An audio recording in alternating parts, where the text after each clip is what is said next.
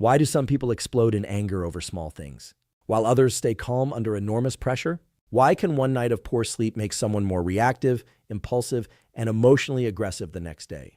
And why do stress, blood sugar crashes, inflammation, hormones, and even gut health influence aggression far more than most people realize? Here's what's really going on inside your body. Aggression is not just a personality trait.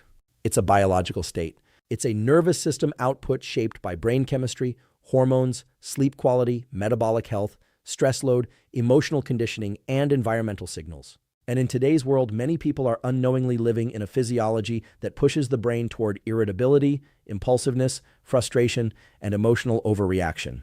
Chronic stress, poor sleep, constant stimulation, blood sugar instability, inflammation, social isolation, dopamine overstimulation. All of these change how the brain processes threat and emotional control. What the research shows is that aggression is closely tied to activity in areas like the amygdala, hypothalamus, prefrontal cortex, autonomic nervous system, and neurotransmitter systems involving serotonin, dopamine, GABA, and cortisol. In simple terms, aggression often increases when emotional control systems become weaker than stress response systems. Let me explain this with a simple analogy. Imagine the brain like a car. The emotional centers, especially threat detection circuits, act like the engine. The prefrontal cortex acts like the brakes and steering wheel. When you're well-rested, metabolically healthy, emotionally regulated, and physiologically balanced, the brakes work properly. You can pause before reacting. You can assess situations clearly. You stay intentional. But when stress, inflammation, sleep deprivation, alcohol, chronic anxiety, or hormonal dysregulation impair the prefrontal cortex, the brakes weaken. Now the emotional engine runs too hot. Small triggers suddenly feel massive. Patience disappears faster. Impulses become harder to control. And many people mistakenly think this is purely psychological. But much of it is physiological. This matters enormously because uncontrolled aggression doesn't just damage relationships.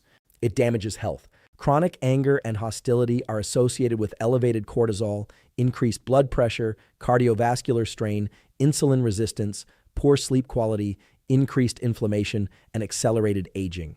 In other words, an aggressive nervous system is often an unhealthy nervous system. Now, this does not mean aggression itself is bad. Aggression is actually a normal biological capability. Healthy aggression can create motivation, assertiveness, boundaries, competitiveness, courage, and protection. The goal is not eliminating aggression. The goal is regulating it, directing it intelligently instead of being controlled by it. And that's exactly what we're going to break down today. We'll talk about the neuroscience of aggression. We'll discuss how hormones like testosterone and cortisol influence emotional behavior. We'll cover how sleep deprivation changes emotional regulation. We'll explore the effects of blood sugar instability, dopamine overstimulation, and chronic stress on impulsive behavior. And most importantly, we'll go through highly practical tools for improving emotional control naturally using breathing, movement, nutrition, recovery, nervous system regulation, and behavioral conditioning. Because once you understand the biology of aggression, you stop seeing it as a character flaw and you start seeing it as a trainable physiological process. And that changes everything. Here's what's really going on inside your body when aggression suddenly feels uncontrollable. Most people think anger begins in the mind, but biologically, aggression often begins in the nervous system long before conscious thought catches up. The body detects a threat, then the brain creates the emotion. And one of the biggest drivers of this process is chronic sympathetic nervous system activation, what most people simply call stress mode. When the sympathetic nervous system stays activated for too long, the brain becomes increasingly sensitive to frustration, social threats, criticism, uncertainty, and emotional triggers. This is why people under chronic stress often become more reactive even to small problems. Traffic feels unbearable. Minor disagreements escalate quickly. Patience disappears faster. And emotionally, everything feels louder. Let me explain this with a simple analogy. Imagine your nervous system like a smoke alarm. A healthy smoke alarm activates when there's a real fire. But a chronically stressed nervous system becomes hypersensitive. Now burnt toast triggers the same alarm as a house fire. That's essentially what chronic stress does to emotional circuitry. The brain starts interpreting ordinary life events as threats. And physiologically, the body prepares for conflict before logic has time to intervene. This process heavily involves the amygdala, the brain's threat detection center. Under chronic stress, the amygdala becomes more reactive, while the prefrontal cortex, responsible for emotional regulation and impulse control, becomes less effective. So the emotional accelerator becomes stronger while the brakes weaken. And one of the fastest ways this happens is through sleep deprivation. What the research shows is that even one night of poor sleep significantly increases amygdala reactivity while impairing emotional regulation circuits in the prefrontal cortex. In simple terms, sleep-deprived brains become more emotionally aggressive. This is one reason parents with chronic sleep deprivation, overworked professionals, shift workers, and highly stressed individuals often feel more irritable and impulsive. Their nervous systems are operating with reduced recovery capacity. And importantly, this is not weakness. It's physiology. Now here's where metabolism enters the conversation. Blood sugar instability dramatically influences emotional regulation. The brain requires stable glucose delivery for proper executive function. When blood sugar crashes rapidly, especially after high-sugar meals, ultra-processed foods, alcohol, or long periods without balanced nutrition, cortisol and adrenaline increase to compensate. This creates a stress response. Suddenly, people feel shaky, impatient, emotionally reactive, or intensely irritable. Many people call this being hangry, but physiologically, it's actually a survival signal. The brain perceives energy instability as threat. Now layer chronic stress on top of unstable blood sugar, and aggression thresholds become dramatically lower. This is why emotional regulation is deeply connected to metabolic health. The brain cannot regulate emotions efficiently in a metabolically unstable environment. A very practical protocol here is prioritizing stable glucose throughout the day. That means meals centered around protein, fiber, healthy fats, mineral-rich whole foods. For example, eggs with vegetables and avocado, Greek yogurt with berries and nuts, chicken with rice and greens, salmon with olive oil and sweet potatoes. These meals provide slower glucose release and more stable energy signaling to the brain. Another important factor is hydration and electrolyte balance. Even mild dehydration increases cortisol and nervous system stress signaling. Low magnesium levels in particular are associated with increased nervous system excitability, muscle tension, poor sleep quality, and heightened stress sensitivity. This is one reason magnesium glycinate or magnesium threonate supplementation before bed can help some people improve nervous system recovery and emotional regulation. Now, another critical piece is dopamine overstimulation. Modern life constantly pushes the brain toward hyperstimulation. Social media, notifications, short-form videos, excessive gaming, pornography, constant novelty. These behaviors repeatedly spike dopamine pathways while reducing baseline reward sensitivity over time. The result?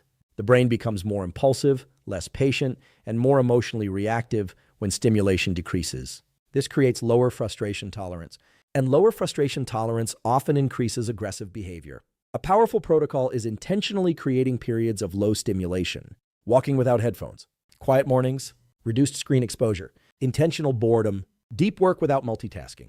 These practices help rebalance dopamine systems and improve emotional control over time. If this is helpful so far, consider subscribing. I post content like this every day focused on neuroscience, nervous system health, metabolism, emotional regulation, and practical science-backed tools for optimizing the brain and body naturally. Because aggression is rarely just anger. It's often the nervous system asking for regulation, recovery, stability, and balance. One of the biggest misconceptions about aggression is the idea that it's caused mainly by testosterone. People often hear the word testosterone and immediately think violence, anger, dominance, impulsiveness. But the neuroscience is far more nuanced than that. Here's what's really going on inside your body. Aggression is not controlled by a single hormone. It emerges from the interaction between hormones, brain circuits, stress physiology, sleep quality, social context, and nervous system regulation. And in many cases, chronic cortisol elevation and poor emotional regulation contribute more to destructive aggression than testosterone itself. Let me explain this with a simple analogy. Think of testosterone like fuel in a car. Fuel itself is not dangerous. What matters is who's driving the car and whether the brakes work properly. Testosterone can amplify motivation, confidence, competitiveness, assertiveness, libido, and goal-directed behavior. But whether that energy becomes productive or destructive depends heavily on the prefrontal cortex, the part of the brain responsible for judgment, restraint, planning, and emotional regulation. This is why high testosterone individuals are not automatically aggressive. In fact, many disciplined athletes, leaders, military operators, entrepreneurs, and high performers channel aggressive energy into focus, training, performance, protection, and resilience. The issue is not activation. The issue is regulation. Now, what the research shows is that cortisol and testosterone interact very closely. Under chronic stress, cortisol remains elevated for long periods, and high cortisol shifts the brain toward survival physiology. This increases emotional reactivity while impairing rational control systems. Over time, many people become simultaneously exhausted and hyperreactive. They feel emotionally on edge. This is one reason chronic stress often creates irritability far more reliably than testosterone alone. Another important neurochemical here is serotonin. Serotonin plays a major role in impulse control, emotional stability, patience, and behavioral inhibition. Low serotonin function is strongly associated with impulsive aggression, poor emotional regulation, increased hostility, and reactive behavior. Now, this becomes extremely important when we look at lifestyle, because modern habits can severely disrupt serotonin regulation. Poor sleep, chronic alcohol use, inflammation, social isolation, ultra-processed diets, lack of sunlight, constant stress, all of these negatively influence serotonin systems. This is why people often become more emotionally unstable during periods of burnout, isolation, or physiological neglect. Their neurochemistry shifts towards stress reactivity.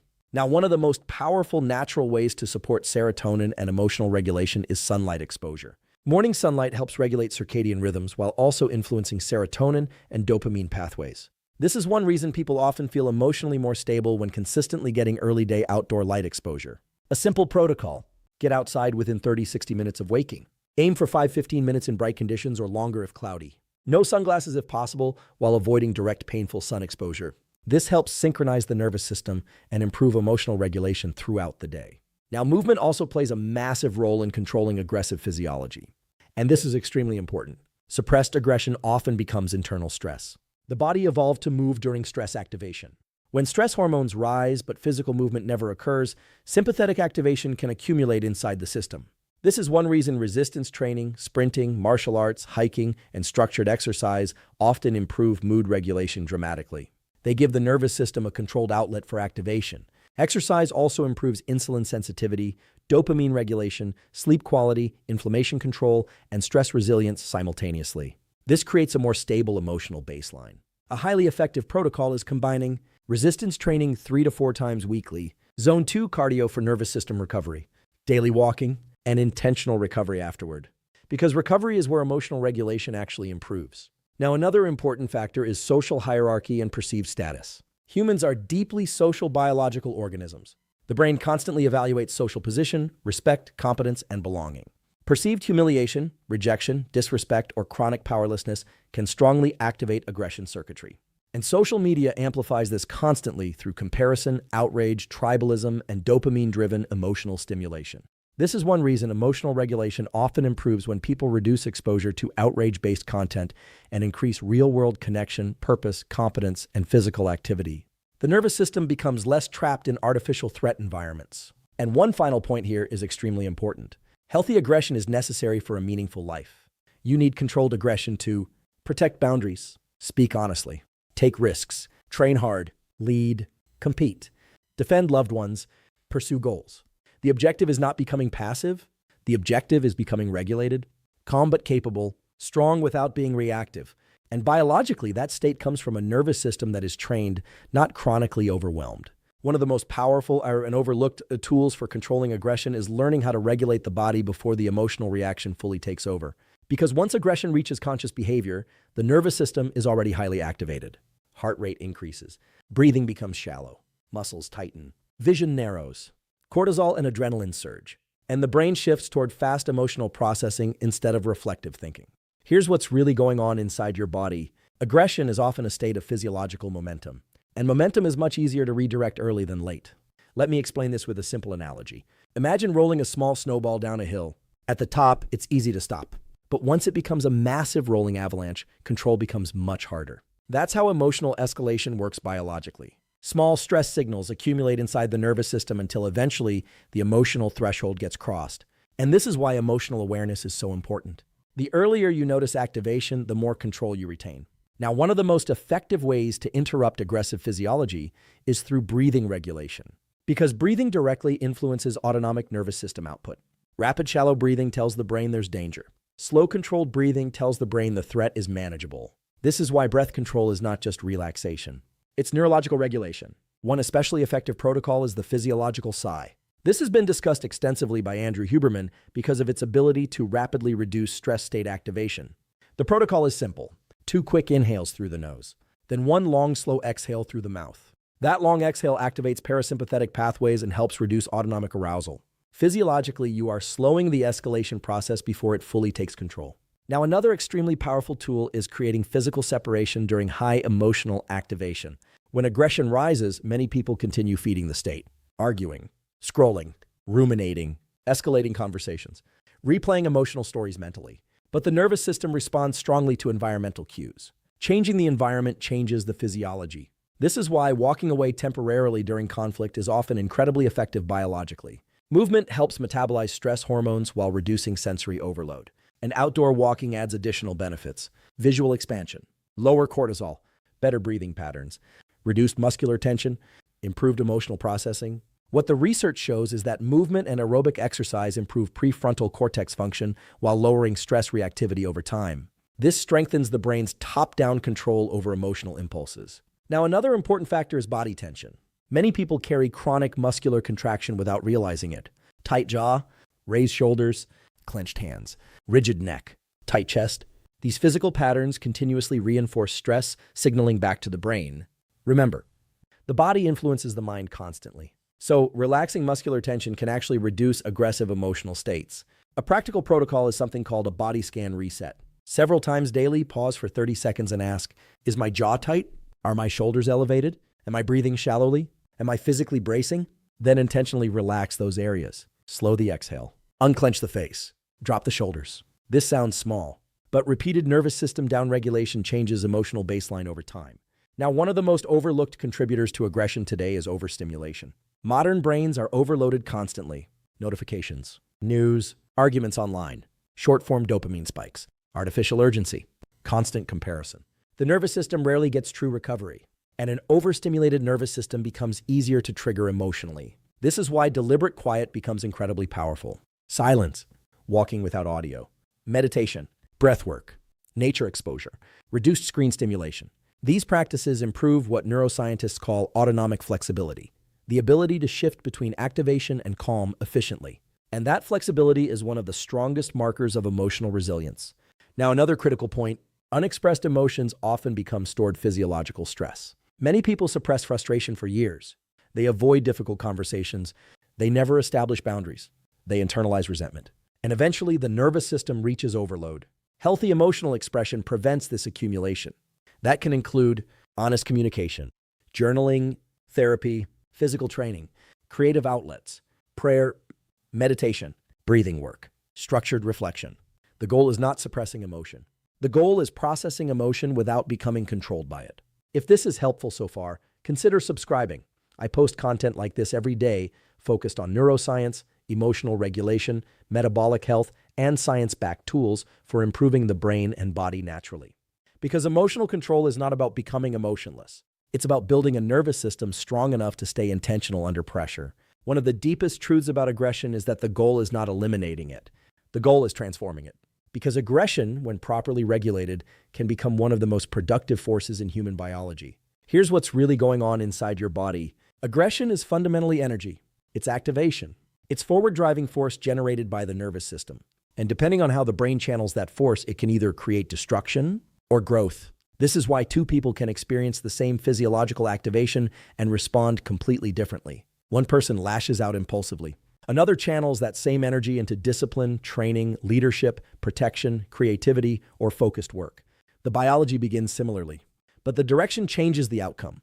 Let me explain this with a simple analogy. Think about fire. Fire can burn down a house, or it can heat a home, cook food, and generate energy. The problem is not the existence of fire. The problem is whether it's controlled. Aggression works the same way. Controlled aggression creates focus. Uncontrolled aggression creates damage. And one of the most important things modern society often misunderstands is that suppressing aggression entirely is not healthy either. Suppressed aggression frequently turns inward. It becomes anxiety, depression, chronic tension, passive resentment, self-destructive behavior, burnout. Many people appear calm externally while their nervous system remains chronically activated internally. That internal stress still affects cortisol, inflammation, sleep, blood pressure, digestion, and emotional health. So the objective is not passivity. The objective is integration, building a nervous system capable of strength without reactivity. Now, biologically, this requires improving what neuroscientists call self-regulation capacity. This is the brain's ability to tolerate activation without immediately acting impulsively.